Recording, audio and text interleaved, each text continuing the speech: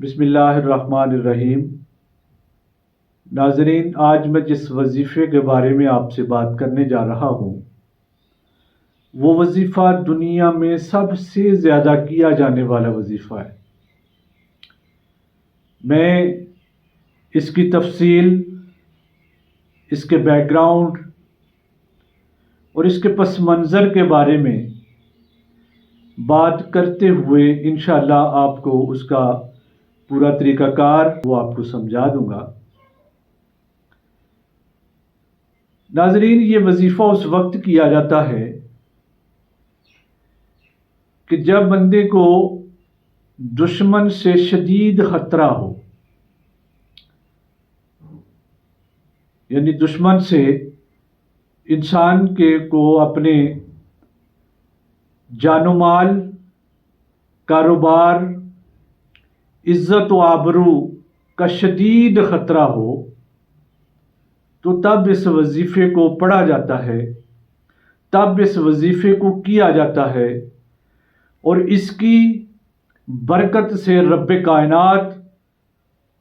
وہ جو دشمن کی چال ہے، جو دشمن کی سوچ ہے، یا دشمن جو آپ سے کرنا چاہتا ہے، اللہ تعالیٰ اس کی برکت سے اس کو راہ راست پہ لے آتا ہے۔ یہ وہ وظیفہ ہے کہ جس کے بارے میں آقا دو جہاں، نبی آخر الزماں، خاتم الانبیاء، خاتم النبیین صلی اللہ علیہ وآلہ وسلم نے اپنے پیارے صحابہ اکرام کو تلقین فرمایا۔ اس وظیفے کو آپ نے جنگ خندق کے موقع پر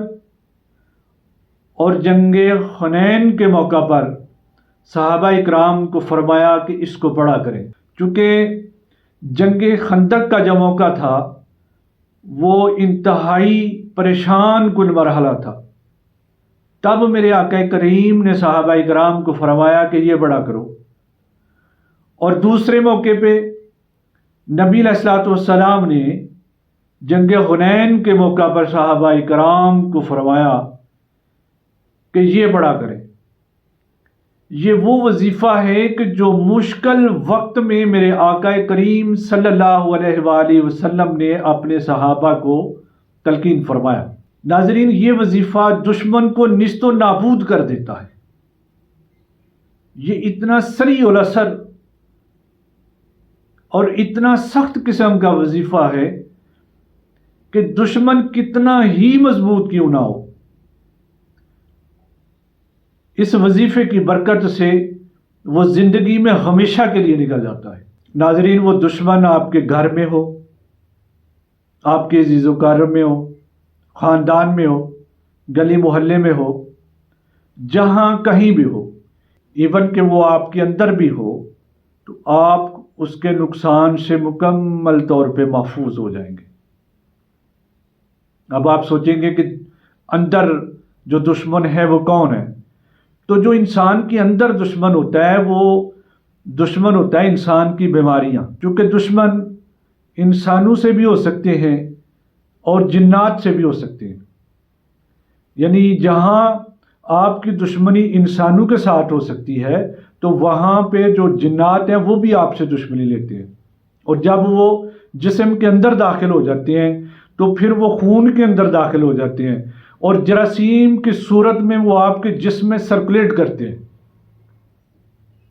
ان کے جسم کے اندر ہونے کی وجہ سے، ان کے جسم کے اندر رہنے کی وجہ سے انسان پھر کیا ہوتا ہے کہ طرح طرح کی بیماریوں میں مبتلا ہو جاتا ہے۔ ایون کہ بعض اوقات ایسا ہوتا ہے کہ انسان جان لیوا بیماریوں میں مبتلا ہو جاتا ہے، جیسے کینسر کا مرض ہو، شوگر کا مرض ہو، یا کوئی ایسا عوارض، کوئی ایسا مرض انسان کو لاحق ہو سکتا ہے کہ جو جان لیوا ثابت ہوتا ہے۔ تو یہ وظیفہ ایک ایسا بہترین وظیفہ ہے کہ اگر آپ اس کو پڑھنا شروع کر دیں گے تو وہ دشمن آپ کے اندر سے ہو یا باہر سے ہو، آپ اس سے مکمل طور پہ محفوظ ہو جائیں گے۔ اور یہ جو وظیفہ ہے یہ خامیم سے شروع ہوتا ہے، جیسے میں نے وہ اپنے ٹائٹل پہ بھی لگایا ہوا ہے کہ یہ خامیم سے شروع ہوتا ہے، اور یہ جو حامیم ہے، اس کے بارے میں بعض اولیاء اعظام کا کہنا ہے کہ یہ اسم اعظم میں سے ہے، کہ جب کوئی دعا قبول نہ ہو رہی ہو، جب کوئی وظیفہ کامیاب نہ ہو رہا ہو، پڑھتے جا رہے ہیں مگر اس میں کامیابی نہیں مل رہی، تو پھر کیا کرنا ہے کہ پھر آپ نے اس کے توسل سے اس کو لے کے آگے بڑھنا ہے، تو اس کی برکت سے وہ وظیفہ جو ہے نا وہ بھی آپ کا کام کرنا شروع کر دے گا۔ چونکہ یہ مخصوص جو حرف جو ہیں حامیم، یہ قرآن مجید فرقان حمید میں مقطعات میں سے ہے، اور جو حروف مقطعات ہیں یہ اللہ تعالیٰ کی طرف سے ایک کوڈ ورڈ ہے، یعنی یہ ایک راز تھا کہ جو نبی علیہ الصلوۃ والسلام اور اللہ کے درمیان رہا۔ اس کی تھوڑی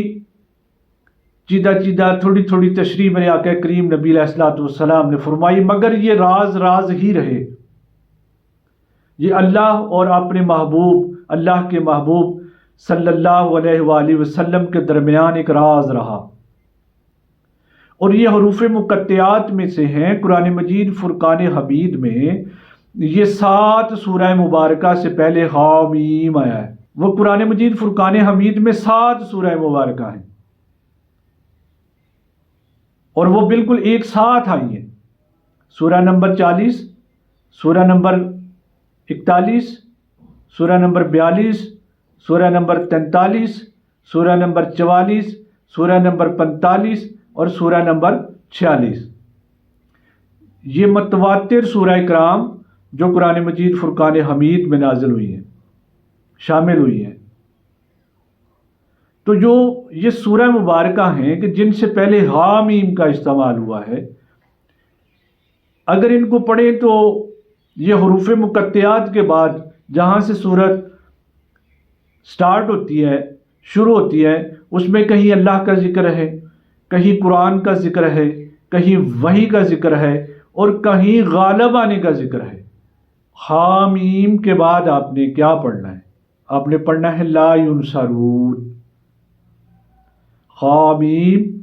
لا ینصرون، کہ جب آپ بالکل مایوس ہو چکے ہوں، آپ کو کوئی صورت نظر نہ آ رہی ہو، ہر طرف سے دشمنوں کا غلبہ ہو، تو پھر آپ نے پڑھنا ہے حامیم لا ینصرون۔ اس کو پڑھنے کا طریقہ کار یہ ہے کہ سب سے پہلے درود پاک حضور نبی کریم صلی اللہ علیہ وآلہ وسلم کی ذات اقدس پہ وہ 3 دفعہ پڑھ لیں یا 5 دفعہ پڑھ لیں۔ یہ پڑھنے کے بعد